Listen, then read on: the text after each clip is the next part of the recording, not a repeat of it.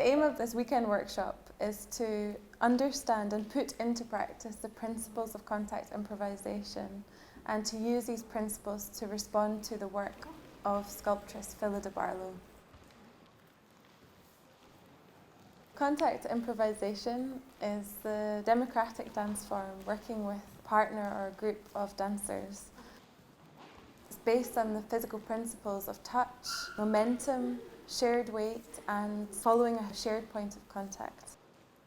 Contact improvisation explores the skills of falling, of counterbalance, of rolling, of lifting with minimal effort, and all with a spherical awareness and attention to our surroundings and those that we're dancing with.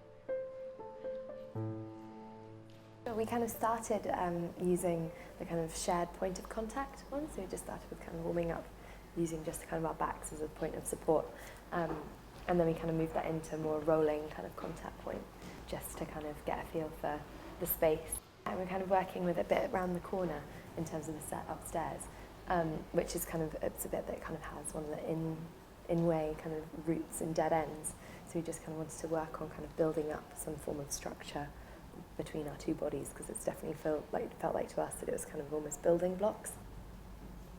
We just wanted to start with kind of like quite a lot of like weight resistance and that kind of thing, just with our palms and with our backs, to try and get that first kind of point of like support. We were working with mainly a fixed point of contact.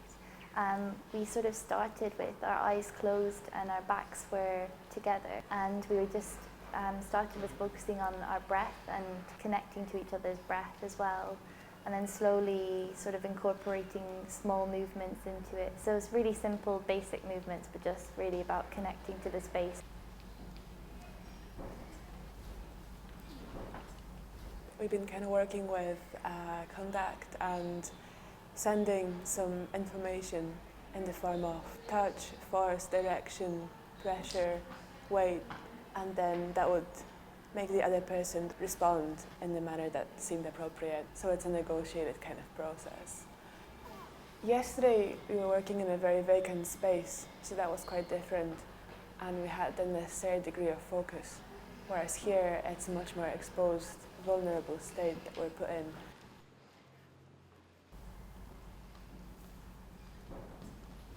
We were using the impulse and response, but rather than doing it just in a pair, we've been trying it in a three with one person giving the impulses, but also the two people responding. If they end up close to each other, then they can also give each other impulses. So we're changing it up a bit. And it's interesting in the space for the sculptures as well, because that's another thing that we need to be like thinking about and like taking in that space. Our movement relates to the sculpture in the way that the different elements of the sculpture all rely on each other in order to be able to exist in that moment. So we are looking at how each element of our movement relies on the next one to lead to the next one and relied on the previous one to get to that point. The balance of one object with another, it needs it to support it. We think that our movement relates to the sculpture. I guess in a way it was very small, simple, quite, not very dynamic movements, but I feel like that relates well in the sense that the sculpture is technically static, it's at a fixed point, but there's also this energy there, and it's almost, I feel like the sculptures feel as if they're in that transition of moving.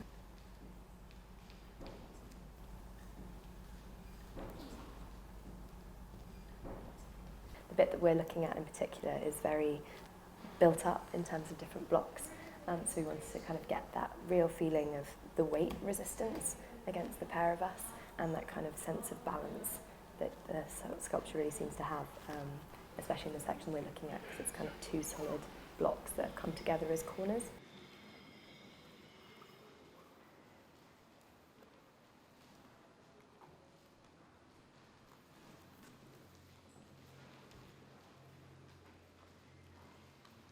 It is easy to relate the movement in quite a superficial way to the material form of the sculpture, taking in the angles, the empty spaces, the absence or presence within it, particularly this installation.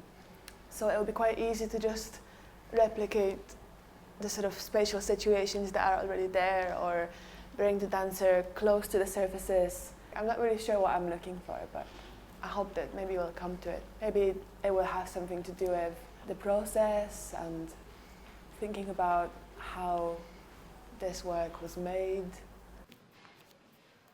We're finding out what the relationship is between the work of Phyllida Barlow and contact improvisation.